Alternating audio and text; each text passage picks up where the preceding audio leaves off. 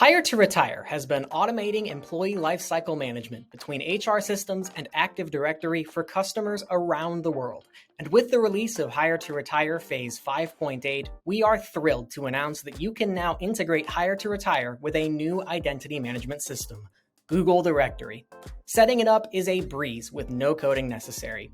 Simply choose between one of 15 leading HR systems that Hire2Retire supports, pick your data integration method, select Google Directory as your identity management type, and all you have to do is set up those connections and define the mapping rules for Hire2Retire to follow. Then it will take care of the rest, automatically syncing employee profiles and data from your chosen HR system to Google Directory, automating the employee lifecycle management process, enhancing your business's data security, and saving your sysadmins tons of manual work. And all of that adds up to savings on your bottom line. Don't get left behind. Integrate your HR system with Google Directory today through the power of Hire2Retire.